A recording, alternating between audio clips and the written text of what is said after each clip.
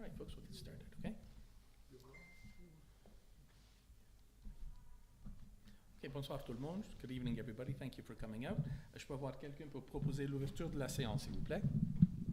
Oui, Monsieur le maire, je propose d'ouvrir la séance. Merci, la conseillère Yulin. Je peux avoir l'appui, s'il vous plaît? Oui, je l'appuie. Merci, la conseillère Fini. Tout en faveur, s'il vous plaît? Oui. Merci. Adoption de l'ordre du jour, s'il vous plaît? Oui, Monsieur le maire, je propose d'adopter l'ordre du jour de la séance ordinaire de lundi 24 mars 2025 en retirant l'article, le point 10b et le point 16c. Merci, la conseillère Fini. Je peux avoir l'appui, s'il vous plaît? Oui, je l'appuie. Merci. Tout en faveur, s'il vous plaît? Oui. Approbation des procès-verbaux. Oui, je propose d'approuver le procès-verbaux des séances du Conseil tenues aux dates suivantes. Séance ordinaire de 24 février 2025. Séance spéciale du 11 mars 2025. Merci, la conseillère Yulin. Je peux voir l'appui, s'il vous plaît? Oui, je l'appuie. Merci, la conseillère Small-Penny-Father. Tout en faveur, s'il vous plaît? Oui. Parfait, merci. Report of the mayor. We're going to write to the report of the mayor. Very, very short tonight, folks. We have a couple of residents, people associated with our town that were given recognition the other night in Westmount. They were awarded King Charles III coronation medals. So I specifically wanted to highlight them tonight because these are people from different walks in our town or that have been involved with our town or residents, whatever the case may be. And it's important that their accomplishments or their contributions are highlighted. So one of the medals was bestowed upon our M&A, Desiree McGraw. Has been our M&A now for, 4 or 5 years or something along those lines. She's been involved in the community well before that as well. Another King Charles Medal was bestowed to Dr. Denis Leduc. And those of us that have had kids in town, chances are...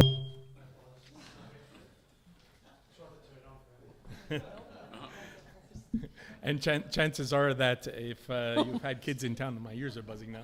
Chances are if you've had kids in town, Dr. Leduc was probably involved in taking care of them. We had also Mitsumi Takahashi, who's been a broadcaster, lives in town, has been a broadcaster at CTV, has been the head anchor there for probably more years than she cares to admit as well. She started there right after she finished university. And we also have somebody who doesn't live in our town, but she's involved with our MATA committee. And it's, what's her first name? Oh, she does live in our town. Oh, does she? I didn't realize that. Zelda? Zelda Freitas. Zelda Freitas has been involved with our MATA committee, and she does a lot of work. She's done a lot of work with in palliative care, if I remember correctly. Is that right? That's absolutely And it. she'll have, her award is being presented to her through a different organization. So there were some really, really good people that night that got awards, and it's important that we recognize them and that we appreciate the work that they've done in town. So that's it. That's all I really wanted to say. We're gonna move on to the councillors' reports right away. Councillor Maria Torres is out of town, so reporting from seat number 1 on matters pertaining to public security, Councillor Lauren Small-Penny-Father. Okay, thank you, Mr. Mayor. I also wanted to add to mention himself, but our own mayor, Benny Masella, was also a recipient of the King Charles III Coronation Medal. So congratulations to Mayor Masella. And also just wanted to acknowledge that there was an award given posthumously to Janet King as well.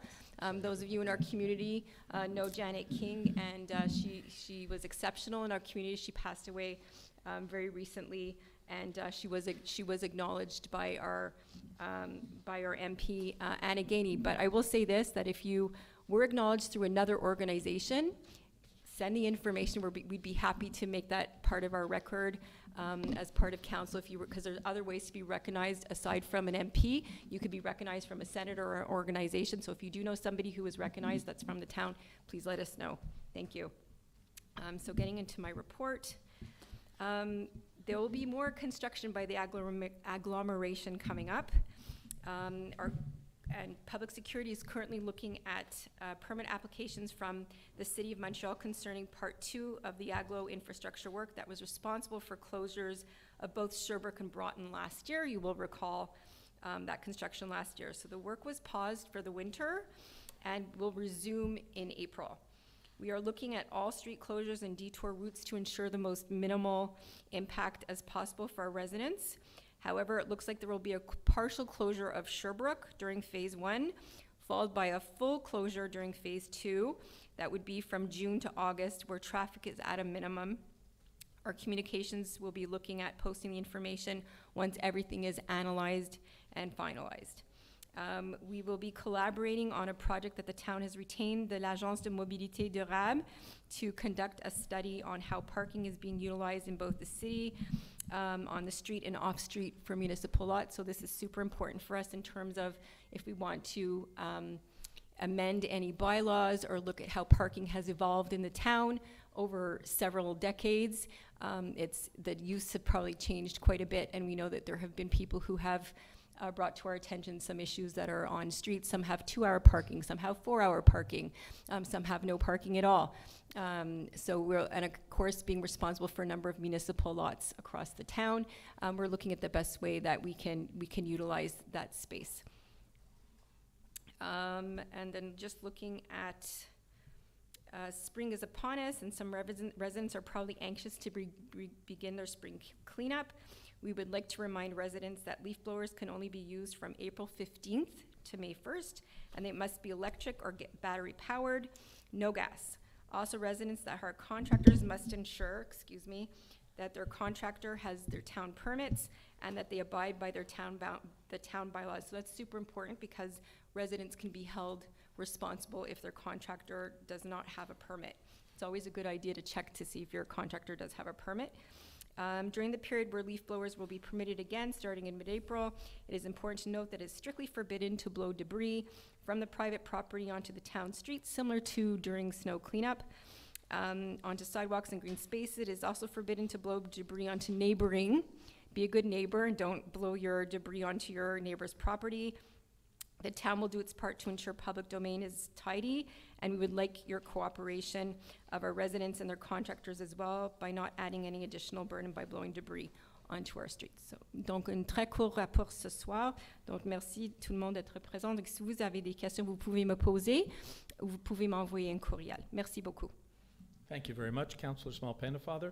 Reporting from seat number 2 on matters pertaining to public works, communications, and the environment, Councillor Elizabeth Hewlin. Thank you very much. Bonsoir à tous. Thankfully, it's been a relatively quiet month for snow operations at Public Works after a very busy February. We still have had multiple ice events that necessitated interventions on the sidewalk and streets, though. There were 2 water breaks repaired and a third on Ballantyne and Avon that will need to be repaired in conjunction with the City of Montreal. Our tree crews have been out working on urgent public tree maintenance, and the warmer weather has allowed the teams to begin road repairs.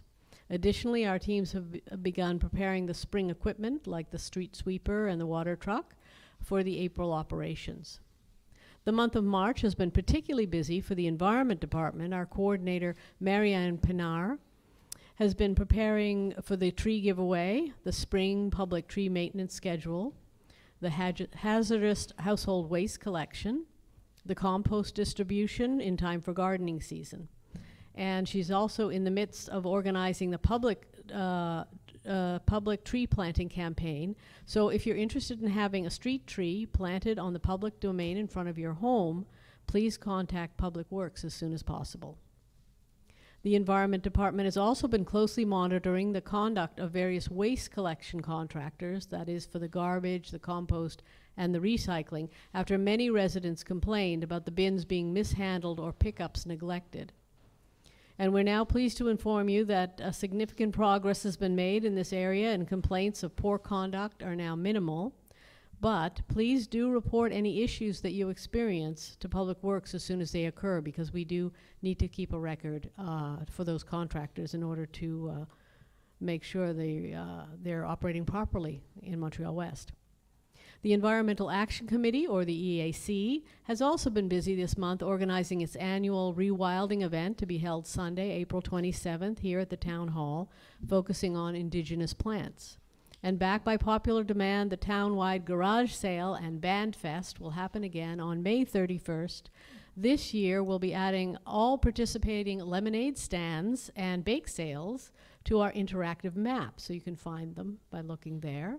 And we're also encouraging sellers of all the sales to donate a portion of their proceeds to an environmental organization. More info will come on this shortly. Au cours des derniers mois, le service de communication a collaboré avec plusieurs services sur divers projets, notamment la promotion des activités des printemps du service de loisirs, la préparation d'avis info-travaux pour les travaux publics et la conception de nouveaux outils de communication pour la division de l'environnement et pour le nouveau centre sportif et récréatif. So that's it for me. I'd be very pleased to answer any questions you have at question period. Thank you. Thank you very much, Councillor Yulin.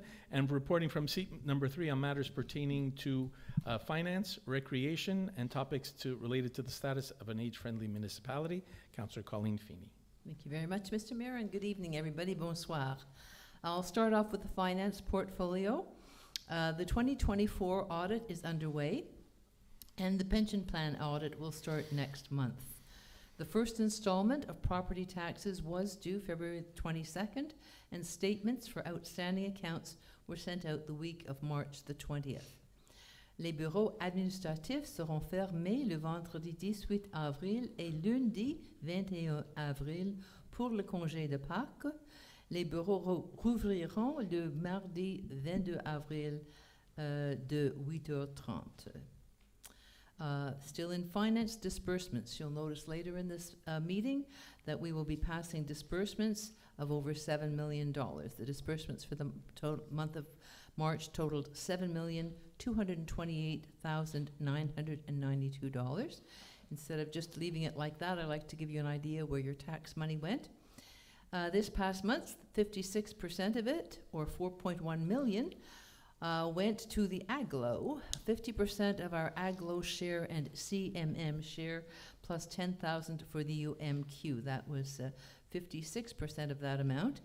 Of the remaining $3.1 million, $2.1 million was for the construction of the new recreation center, $268,000 for deductions at source and utilities, $213,000 was for grants to community organizations such as the 2 libraries and the Informer. $194,000 was for snow removal, $76,000 for a new pickup truck, $70,000 for insurance, mainly crime, property, and casualty, and then the regulars, $32,000 for garbage, recycling, and compost, and this month there was $30,000 for legal. Moving on to recreation, we'll start with some of the special events. One of the most popular events is the Cottontail Party, and that will be on April the 13th, Sunday, April 13th. There are still some tickets left available on Amelia. Then on Saturday, April the 19th, there will be a pub night at the Town Hall with music by the Pub Crawlers, and tickets are also on sale online for that one. There will be a pop-up event in Davies Park. This is our first outdoor event for artists and others wanting to showcase their work. It will be Sunday, May the 25th from 10 till 2, and tables are available for rent. You have to reserve your tables on Amelia. We have a few CPR courses coming up. One of them is on April the 6th, and that's emergency first aid and CPR. Then there will be others on the 26th of April, Red Cross Stay Safe. On April 27th, Red Cross Babysitting. And on May 4th, it's a new one, Infant CPR Workshop. On April 25th, there's still a few places left for the Parents' Night Out. And les inscriptions pour le printemps se remplissent, mais il reste encore des places disponibles. Aussi, les inscriptions pour l'été sont disponibles pour le camp, les programmes d'été de centres communautaires, le camp de tennis et les programmes d'été pour adultes. Les participants peuvent s'inscrire sur Amelia. And finally, moving on to the seniors portfolio, we will be having a free lecture and a seniors consultation on Saturday, April the 12th from 1 to 4 here in the town hall. We have a special guest speaker, and he is Dr. Serge Gauthier, very well known in the field, and he will speak about the 14 modifiable risk factors of dementia. Other events coming up are an Italian lunch with the mayor on April the 10th, a lecture on the Beatles from 1964 on April the 16th, and the Cinco de Mayo lunch on May the 5th. Lots for the seniors to do. There's also an active walking group, and the next walk will be Tuesday, April the 1st at the MUHC Glen site. It'll be a tour of the medical site, but I don't know if people realize there's also a lot of art in there, and so there'll be also an art for healing exhibit that they will go and see. And if you want to participate, contact the community center. The cost is $5. And finally, there will be another Caring Neighborhood Day, and that will be on the May 10th. And residents can sign up if they want to volunteer or if they need help with their outdoor chores. We've done this last year in the spring and then again in the fall. Anybody who is a senior or disabled and needs some help either getting their garden ready or any of the outdoor chores ready for the summertime, we have some residents and some students ready to help you with that. So please contact the community center by April 10th to sign up, either to volunteer or to have someone come to your house and help you with those chores. That's it for me. Si vous avez des questions, n'hésitez pas à me le poser plus tard dans la réunion. Merci. Thank you very much, Councillor Feeney. I just want to mention before we get on to question period, Councillor Small Pennefather, she's going to be a little bit incognito for the couple of months. She's going to Osaka, Japan. She's going to be the director of the Canadian Pavilion at the Expo 2025. So she's going to go represent Canada, and you know, we do a really good job with our pavilions. She was also in charge of the COP15 pavilion, the Canadian Pavilion at COP15 when they were here. So she seems to be have found a second calling. So we're going to move on to question period now, folks. We're going to start with questions from people in the hall. And I see there's some people that are in the hall that also submitted questions online. So if you're in the hall and you want to ask your question in the hall, that's fine. I'll just take it off the online. If, vice versa, if you decide not to, I'll just read the question. So we limit it to 25 minutes where we can. We limit it to 2 questions per person. All right, a short preamble, your first question, and a follow-up question if you want. It's not a debate period. I'm not going to let people stand here and debate. You ask your questions, you get an answer, and you move on. All right, and for the second question period, the same thing. Second question period, it's 10 minutes from the floor, 10 minutes online. Lors de notre première période de questions, nous répondrons aux questions de la salle pendant un maximum de 25 minutes. Nous le limiterons à 2 questions par personne, une courte préambule, votre première question et une question de suivi si vous le souhaitez. Et je vous rappelle que c'est une période de questions et non une période de débat.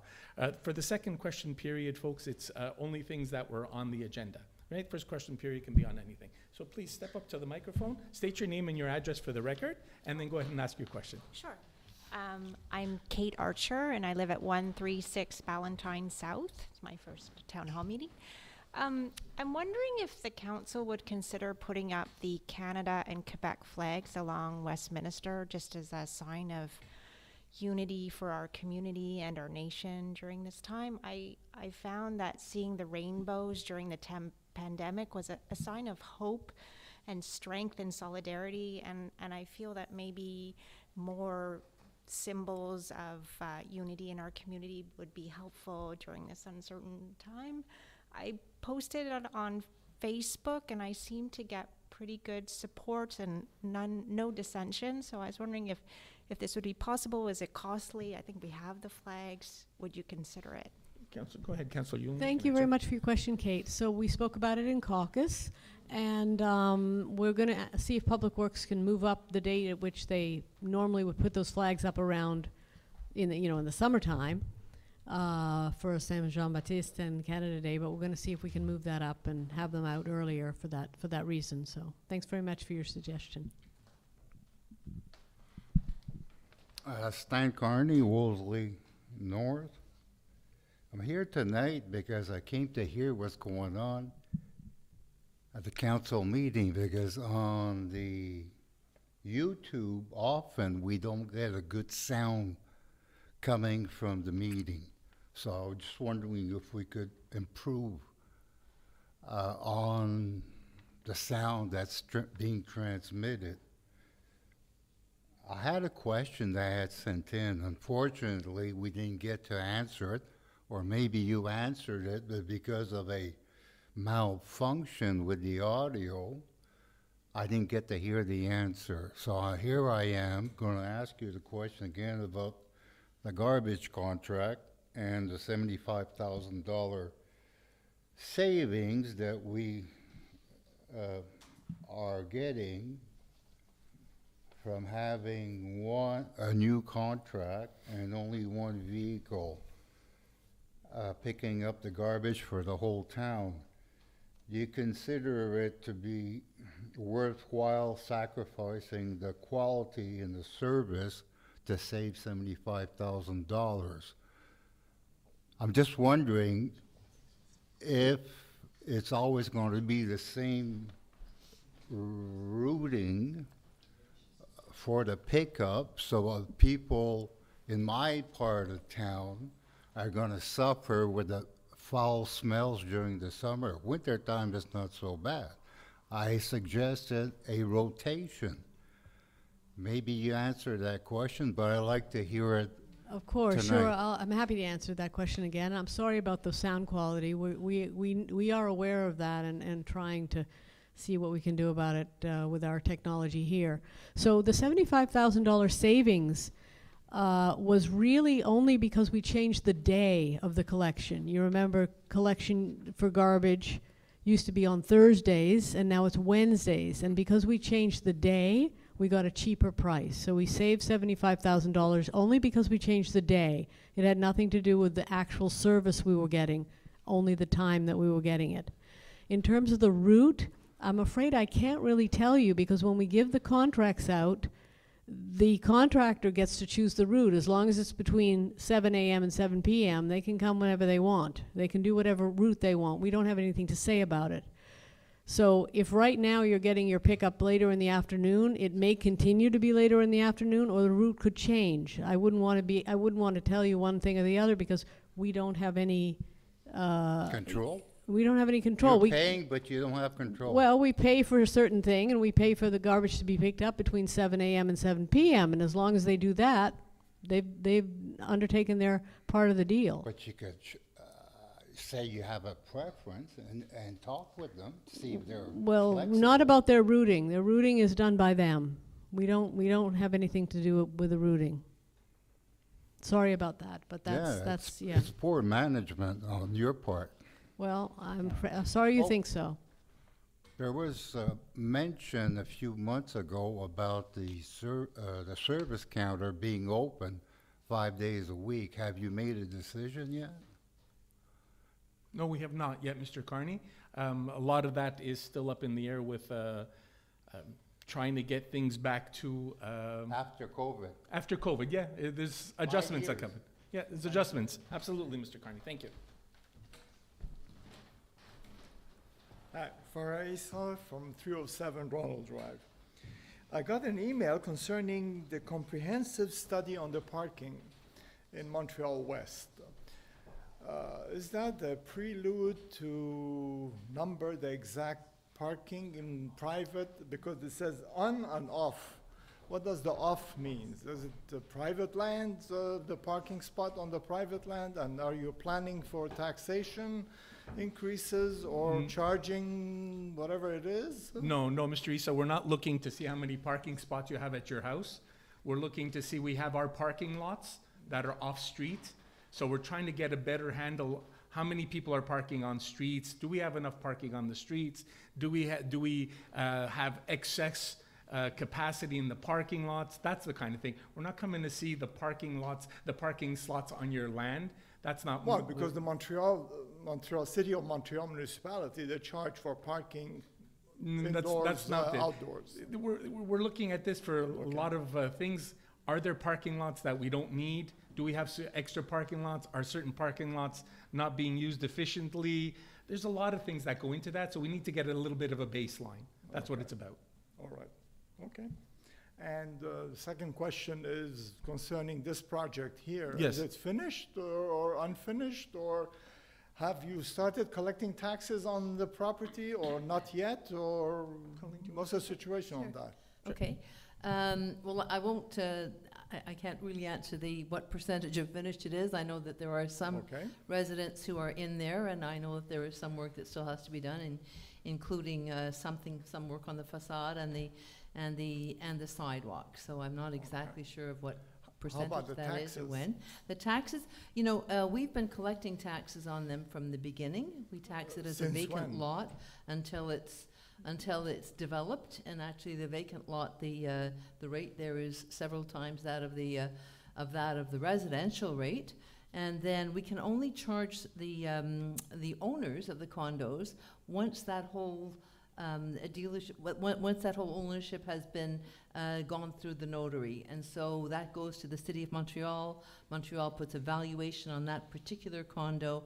Once we get that, then we can start taxing the individual owners on their property. But until then, it's taxed as a vacant lot. it's tax-free technically? No, because not they tax-free. haven't- No, but Tax they is a- haven't sold anything, you know, I No, mean, they they ha- haven't sold that many, so that means we're gonna be on and on In and December, on. in December, Mr. Farah, Mr. Issa, excuse me, in December, they started transferring it. So they're, as of like December, when they went through the notaries, that's when we start getting the taxe de le bienvenue, the mutation tax, and then they'll start to be on the rolls, because we have to get that number from the City of Montreal's evaluation Yeah, department. That's correct. So when we get that, then they start, the whole thing gets But started. that's why, when it doesn't finish, the Montreal will never issue any end of permit. No, because, it if doesn't it's work a- that way. It It's doesn't a work that way. never-ending process. No, the City of Montreal doesn't issue permits based on completion or anything like that. It's based on when the projects are sold, when the condos are sold.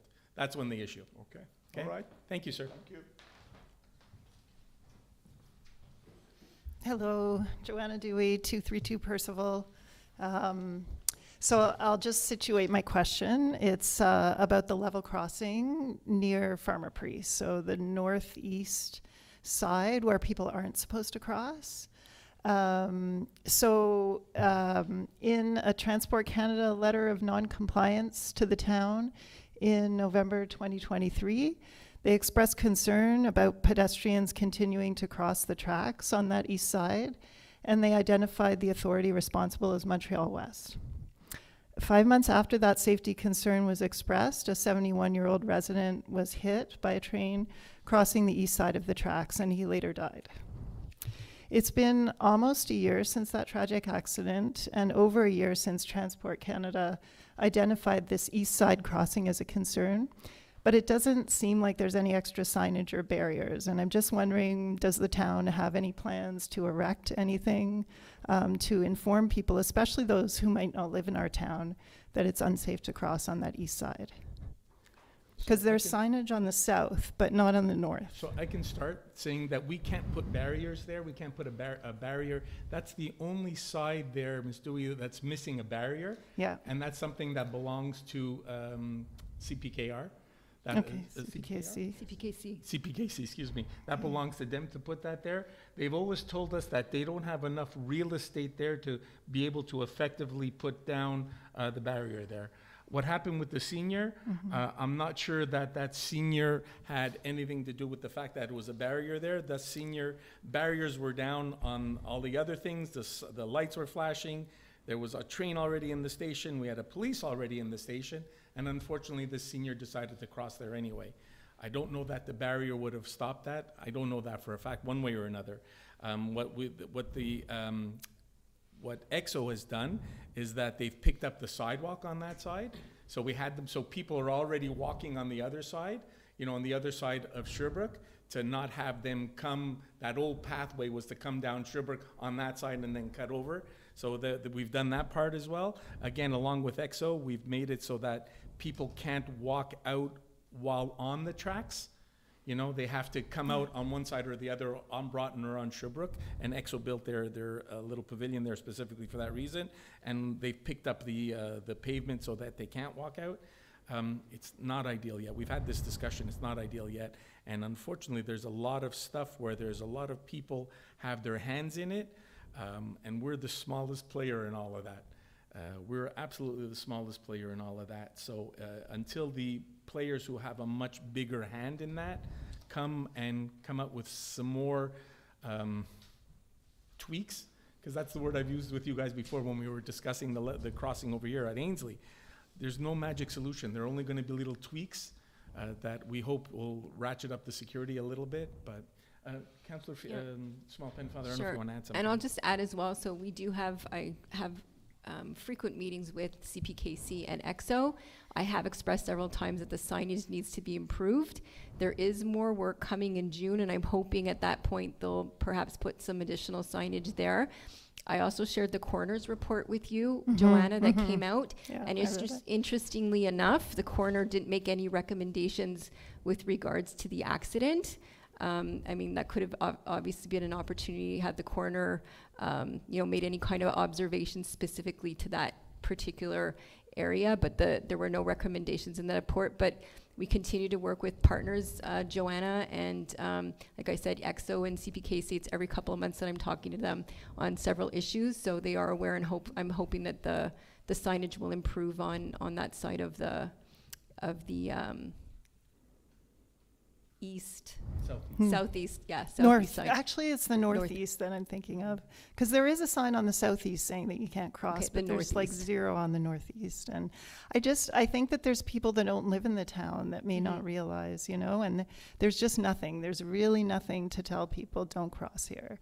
And it's, I was disappointed that the coroner's report didn't highlight that, especially after we found out that Transport Canada had expressed it as a concern. And I don't know if I should be writing to CPKC or EXO maybe to ask them about it. All the voices that we can to continue to press, Yeah.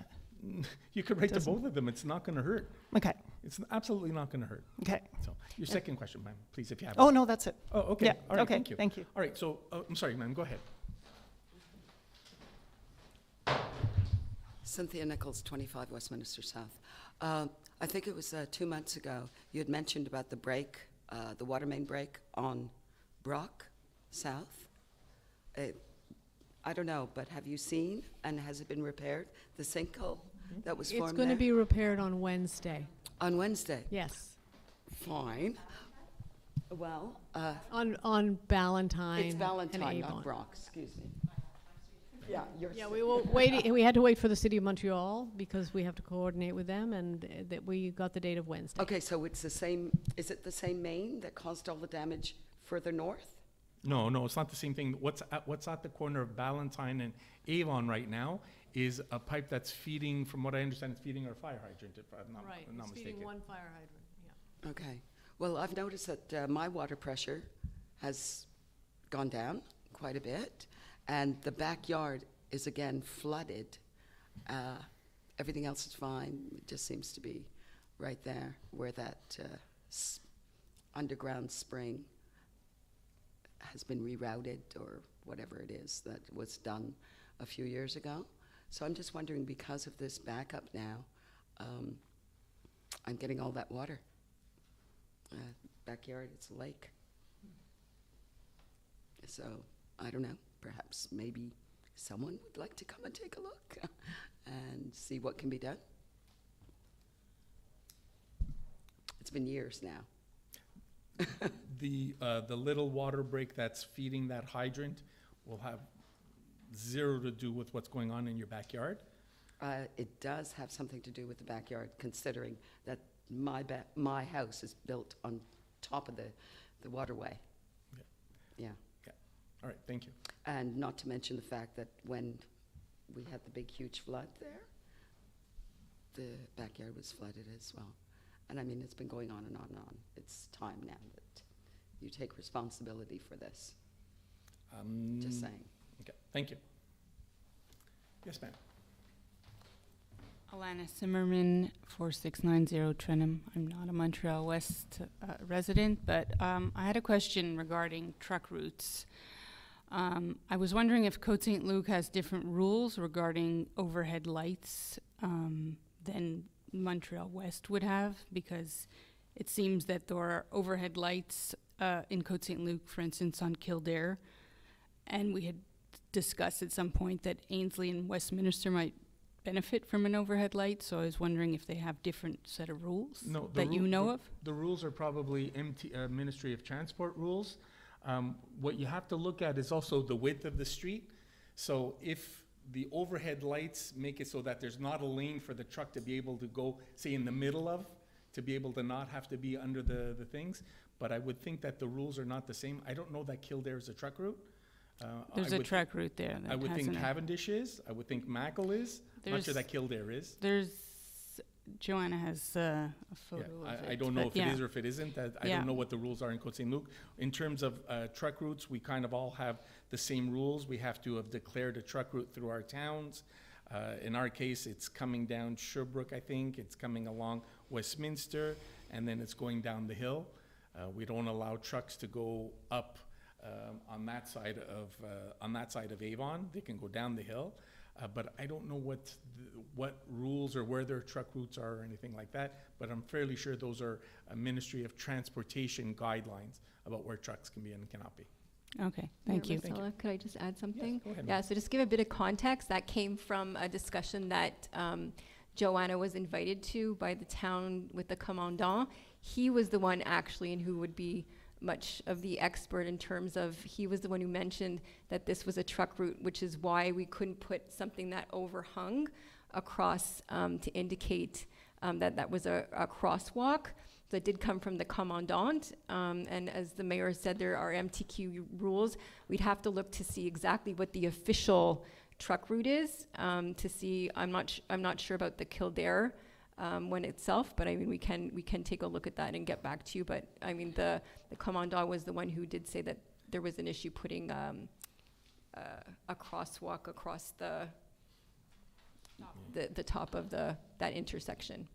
Okay, thank you. All right, so we're going to move to the questions that were submitted online today. First question comes from Harold Knowles, 256 Percival. Was the recent sale of the land to U-Haul financially advantageous since the town was collecting rent on that property? What are the numbers? The recent deterioration of the wall on Avon Hill looks like it will soon become a public safety issue and an expensive fix. If the residents who are responsible for the repair do not act, what happens? Would the town be on the hook for the repair in that case? So I'll answer the first part, Mr. Knowles. The town was renting it. It wasn't like a huge rent because there really weren't very, very big sections of land that we were renting to them. It was like on the edges of their parking lot.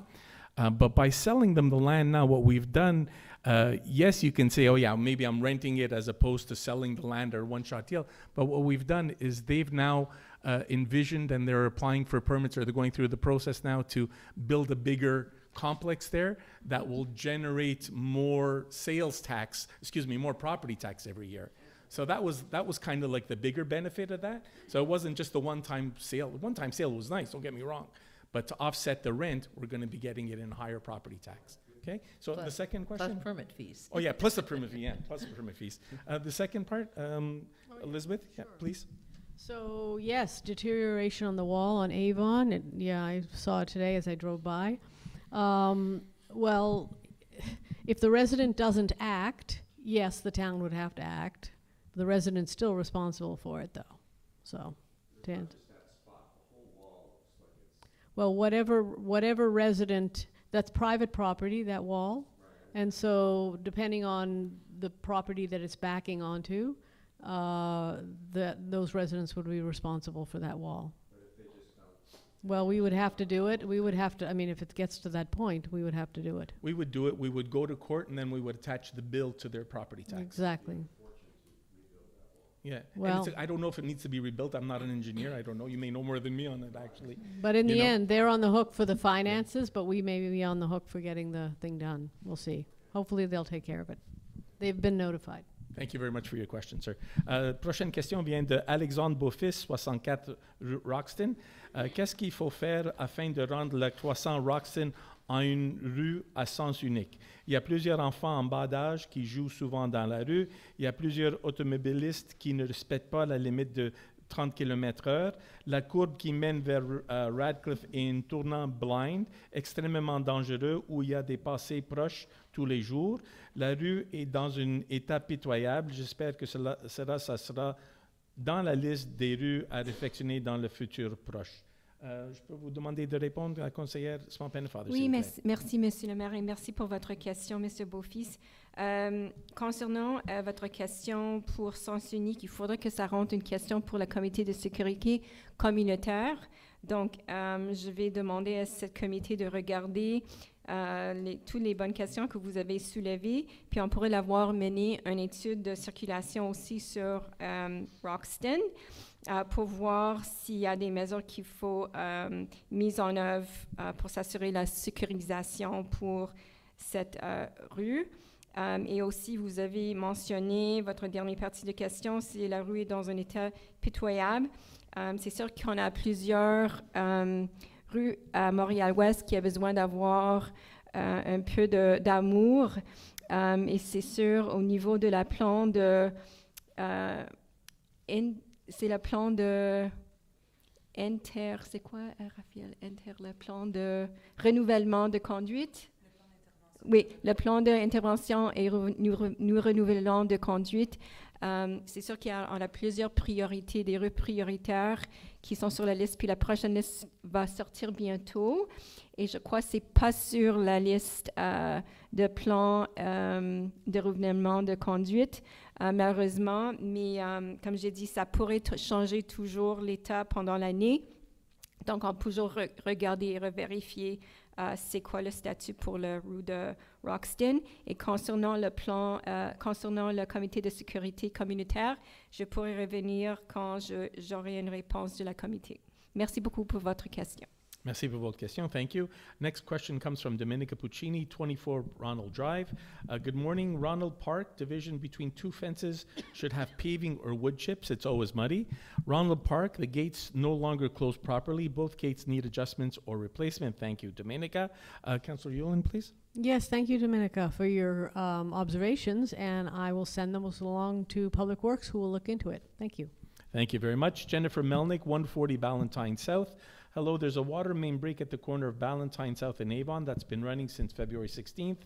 I have asked Public Works about the status February 24th, 4 weeks ago, and the reply was that it will be repaired as soon as they have time available. When will it be repaired? The crosswalk lighted sign button at Brock South and Avon is not working. It hasn't been functional for a while now. When will it be repaired? For the first part, Councillor Yulin, please, and the second part, Councillor Small-Penfather. Sure, thank you, Jennifer, for your question. We had to coordinate with Montreal, as I explained earlier in the meeting, with the questions in the room. And we've now done so, and so it's to be repaired on Wednesday. Thanks for your question. Thank you. Councillor Small-Penfather, please. Sure. Thanks for the second part of your question, Jennifer. Yes, there have been some issues with the Brock South and Avon crosswalk lighted button. We've looked at various ways to repair it. We have now come to a conclusion that we don't think it's reparable, so we will be looking at putting in a new system at Brock South and Avon. And once we have gone out to tender or are able to get a contract, I can update you when that repair would, or I should say the new button would be installed. Thank you for your question. Thank you very much, Councillor Small-Penfather. Next question comes from Paul Kenton, 70 Brock North. At the June 2024 council meeting, the mayor announced an approximate 6-month delay in completion of the rec center. Earlier that month, during a special meeting, the town hired a law firm to handle a dispute with Sajo, the rec center contractor. At the end of July, a company was hired to produce an expert report on delays and extra costs claimed by the contractor. Given the expense of the law firm and the consultant, the cost runs must have been substantial. Question 1, how much were the cost overruns? Did we win the case? And are there more overruns on the horizon? Question 2, how much have we paid in legal and consultant fees? Is there an estimate of what remains? Before I hand it over to Councillor Feeney, I have to be honest with you, Mr. Kenton, saying that there was a 6-month delay in June 2024 doesn't sound like that was something I said. June 2024. I don't think we have any idea, and we still don't have an idea of when the exact date it's going to be open. So I don't ever remember seeing a 6-month delay. But still, Councillor Feeney, please. Yeah, okay. Thank you very much for your question, Paul. In our contract with Sajo, which is the contractor, there is an understanding that there's always an initial attempt to try to agree on any issues that come up in the course of the construction. And of course, these things do come up. And so for a contract this size, that's the best way to proceed.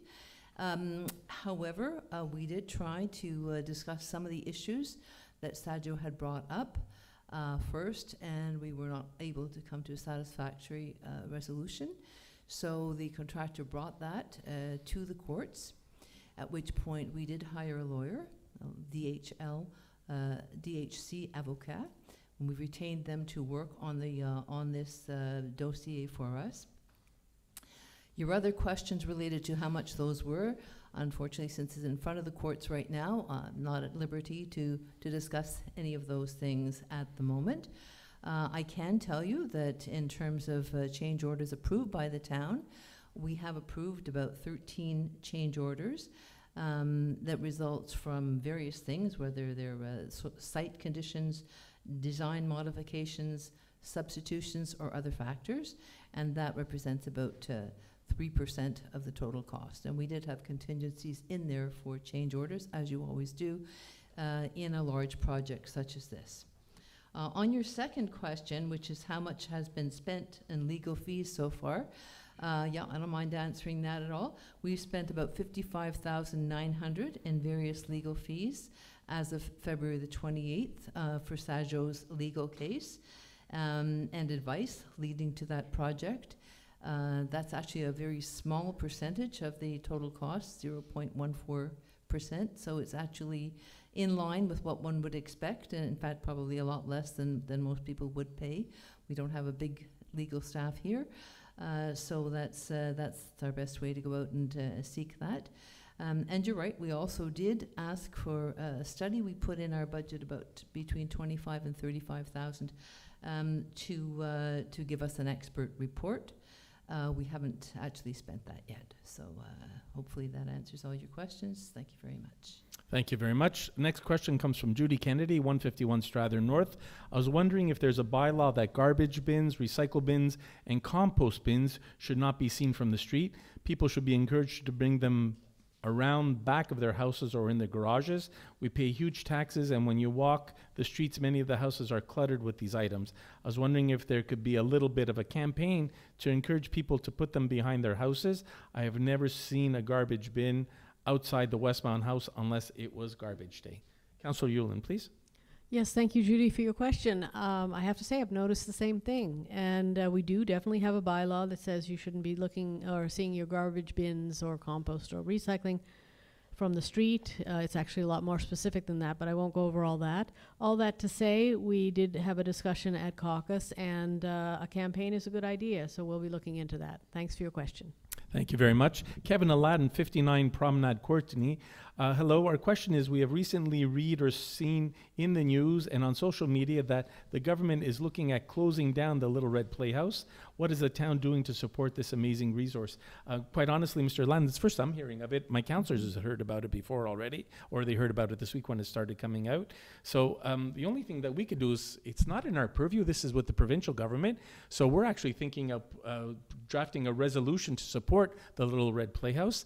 And I would suggest that maybe you could do the same thing, like not a resolution, but send some letters. And it happens that, if I'm not mistaken, our MNA, Desiree McGraw, she's the education critic. So she might be a good person to address your letters to try and drum up some support for the Little Red Playhouse.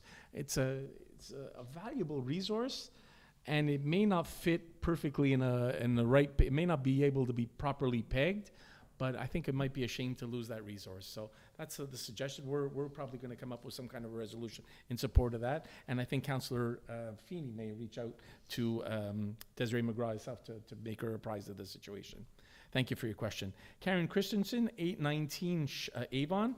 Will the town be will the town be making any improvements to the street lighting and visibility of the crosswalk at Westminster Ainsley? A call button and flashing pedestrian crossing signs like those of Broughton would improve pedestrian safety at that intersection.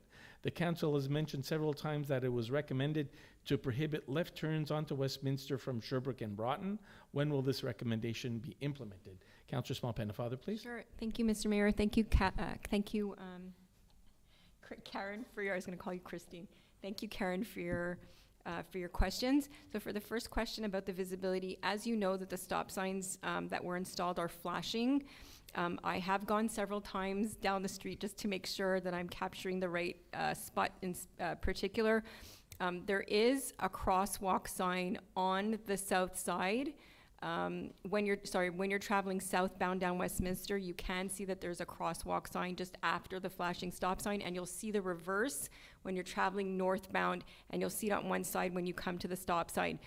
So in terms of adding additional flashing lights, it could be confusing when you're seeing a flashing stop sign and then right after, immediately after that, you're seeing a crosswalk flash as well.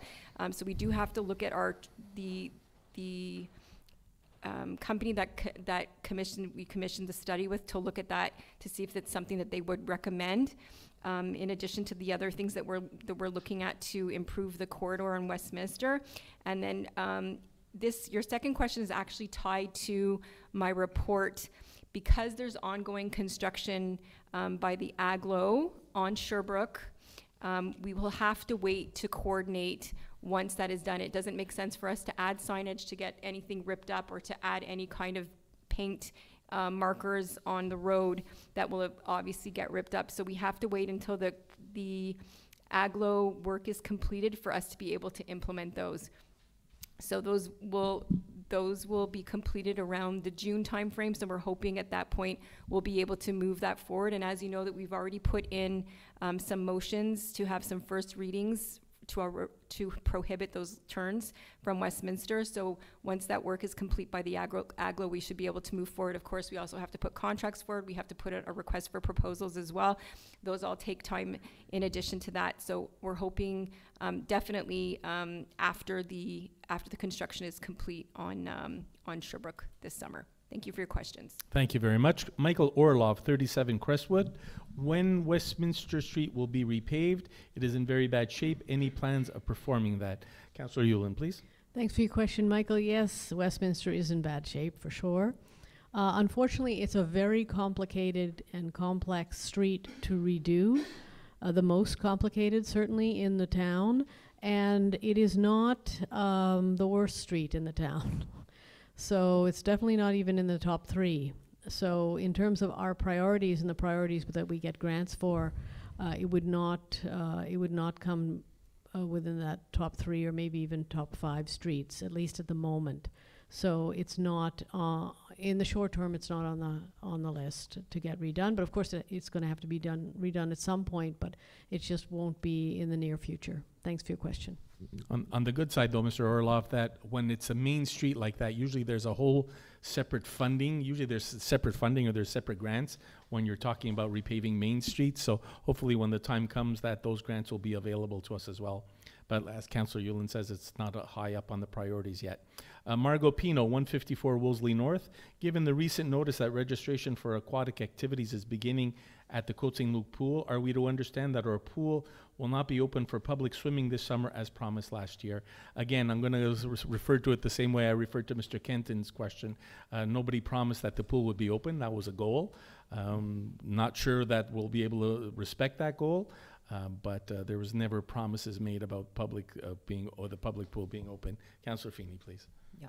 Yes. Just to reiterate what the mayor has said. Yeah, we never did. Certainly, I never promised it. Maybe it was a wish and a hope, but not a promise. And yes, we will, in all likelihood, be using the Côte-Saint-Luc pool this year. We had struck a deal with them last year that worked very well. And we kept it open for this year, and that looks like the way we will be going. So yes, unfortunately, we'll probably have to wait one more year for our own pool to open. But we were quite satisfied with the service we received at Côte-Saint-Luc for last year. So I hope people will will again support the swim programs there this year. Thanks very much for your question, Margot. Thank you for your question. Philippe Bergeron, 23 Garden. Thank you to the council for all that you do. We do not say enough, but we value your work and efforts. Thank you for the city. Thank you for the city during the snow pickup in February. Town did a great job. Question. Regarding the multiplication of incidents and concerns at the Westminster section between Milner and Ainsley, the railroad crossing, and other traffic concerns, bike and pedestrian around town, does Montreal-West Traffic and Safety Committee still meet on a regular basis? Are they looking for new volunteers for the committee? Councillor Small-Pennefather, Sure. please. Thank you for the question, Phil. And thanks for your praise as well. Regarding incidents and concerns, obviously it's quite interesting because that committee did have a report that they shared with council, and then the commission, the study that was then commissioned, the Traffic Study Commission, kind of revalidated all of the information that we had provided previously. So when we did undertake the official traffic study with an expert recommendations, it did validate a lot of the points that the committee did come up with. We meet a few times a year. We had a more, I'd say, vigorous engagement in previous years. But we will look at reconstituting that committee in the new mandate. So that would happen in the fall of this year. But definitely appreciate it, and I'm sure somebody will come knocking on your door, Phil, at that time in terms of expressing interest. But just to let people know that there was a public call several times a couple of years ago in terms of that committee. So there was a public call for that. We do have about 5 or 6 members, plus myself, plus the SPVM has a standing seat on that committee, as well as our public security. So thank you for raising this, Phil. And again, we continue to work in concert with council in making the recommendations. And again, we look forward to seeing how the recommendations from the official study that we commissioned in November of 2023 will come to fruition. Thank you. Thank you for your question. Mike Elise, 62 Ronald Drive. Just following up on the parking access for the rental apartments off of Brock South near Ronald, Bellevue Phase 3. The renters must currently take Brock South illegally or Ronald Drive to access their parking. The final stage of construction is nearly done, and I'm worried that they will not deliver on their promise to connect their parking garages to St. Anne de Bellevue. This would reduce traffic in Montreal-West drastically. Can council please try and follow up with the developers or the City of Montreal regarding access to the underground parking from St. Anne de Bellevue Street? You're right, Mr. Ali. When the project came and when they were speaking to us about that third building, not that they needed our permission, but one of the things we spoke to them about was that there would be some access right off of St. Anne de Bellevue or St. Jacques, whatever you want to call it, so that they could get into the parking garages. Apparently the 3 garages are supposed to be connected underneath the buildings. We've tried to do some follow-up, and unfortunately, our urban department and their urban department. Our urban department asks the questions. We're not getting answers from the City of Montreal's urban department. So where we're at now is that we're going to reach out directly to the developer, and then if it has to, then I'll reach out directly to the mayor over there to see if we can get an answer. But that, you're absolutely right. That was what was told to us at the beginning, that the 3 garages would be linked and there would be an entrance on St. Anne de Bellevue. So we will follow up. Thank you for your question. Last question from Daniel Bulleris. Will there be a public presentation about the town's plans for the Westminster train crossing reconfiguration? Councillor Small-Pennefather, please.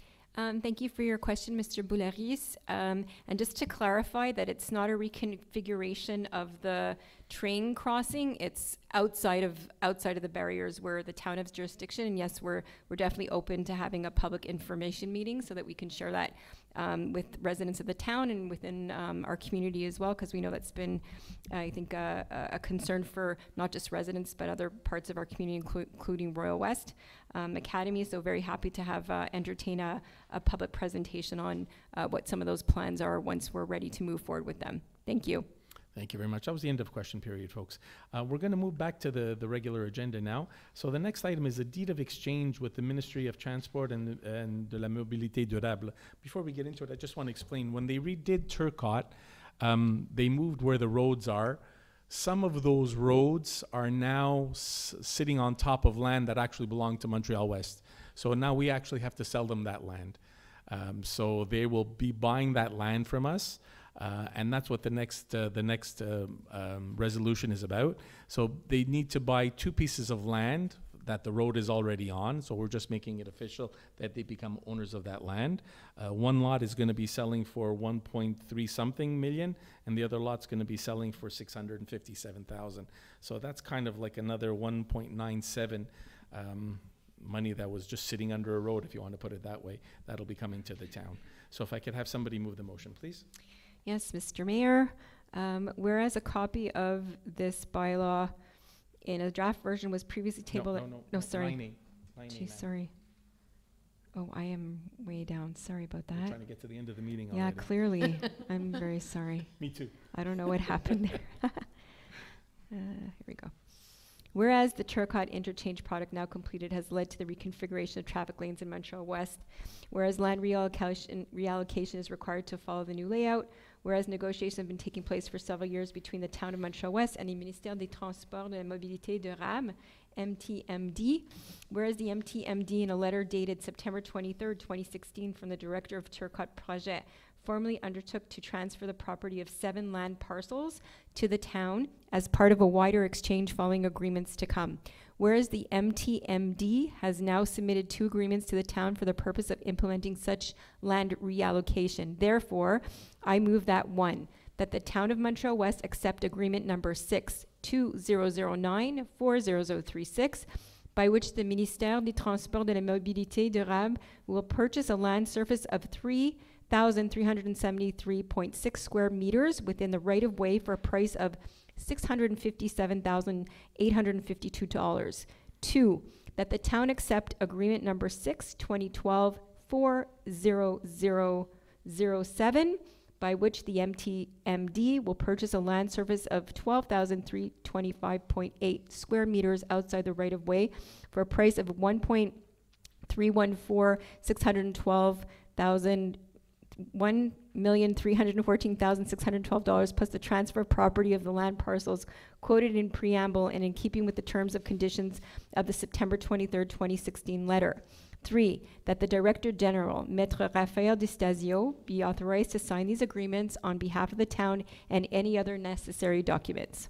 Thank you very much, Councillor Small-Pennefather. Can I have a seconder, please? I second that. Thank you very much. All in favor? Aye. Thank you. You can be sure that if there's any money, no matter if they were talking about it in 2016 or anything older than that, sometimes somebody's mentioned anything, you can be sure Maître Raphaël Destasio is going to follow up on it to make sure that the town gets every cent that we have coming to us. Administration and Finances, approval of disbursements, February 22nd to March 21st, 2025.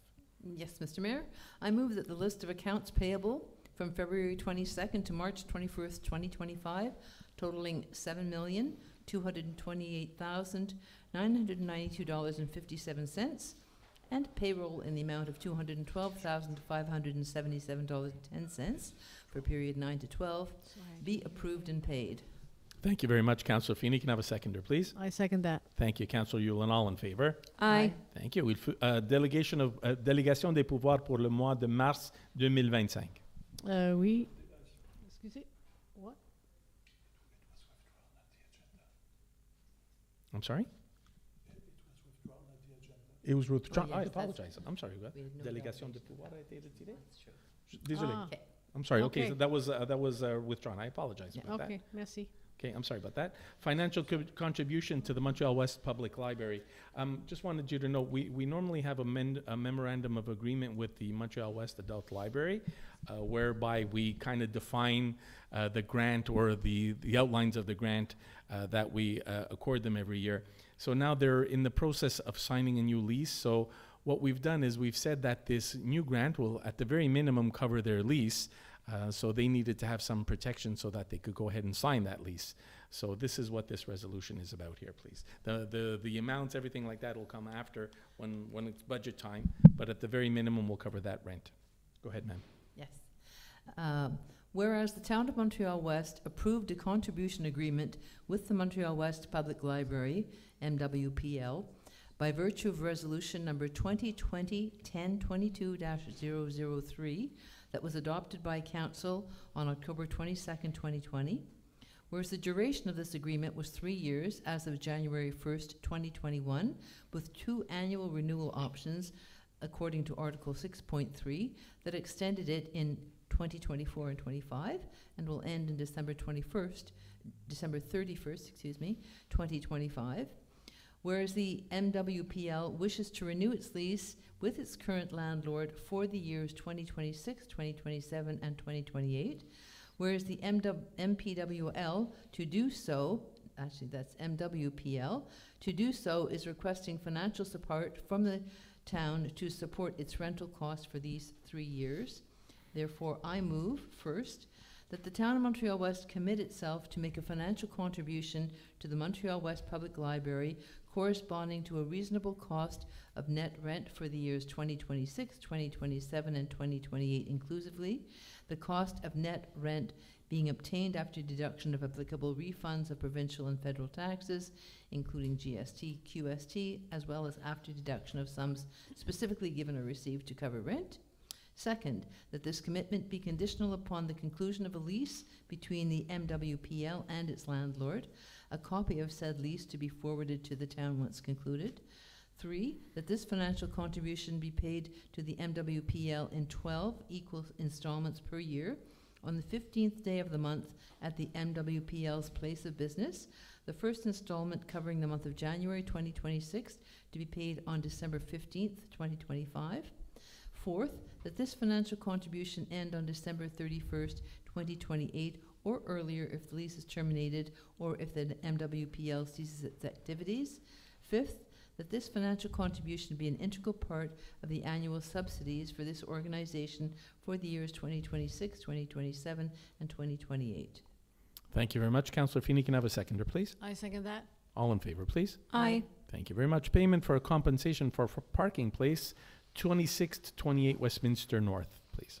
I move to accept the request presented by the owner of the immovable quoted in title lot number 1291244 to compensate for 14 missing parking places for a redevelopment and extension project of a building that would include 12 dwellings and a commercial unit, subject to the payment of a total sum of $70,000 in accordance with section 5.1.5 of zoning bylaw number 2020-002. Thank you very much. Councillor Feeney, Councillor Small-Pennefather, can I have a seconder, please? Yes, I second that. Thank you, Councillor Feeney. All in favor, please. Aye. Thank you. The renewal with the, a renewal of the lease with CP for our snow dump, please. Attendu que la ville utilise présentement comme lieu de disposition de neige usée un terrain situé derrière l'aréna de l'édifice des travaux publics sur Bedbrook et qui est la propriété de la compagnie Chemin de fer canadienne Pacifique, attendu que la compagnie a offert à la ville de conclure une nouvelle entente, considérant que le bail en cours se termine le 30 avril 2025, je propose, numéro 1, que la Ville de Montréal-Ouest accepte les conditions de ce bail avec la compagnie Chemin de fer canadienne Pacifique pour le terrain mentionné au préambule.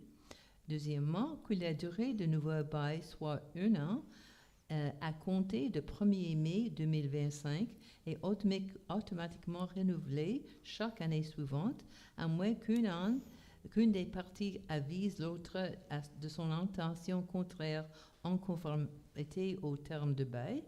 Troisièmement, que le loyer annuel soit de $60,000,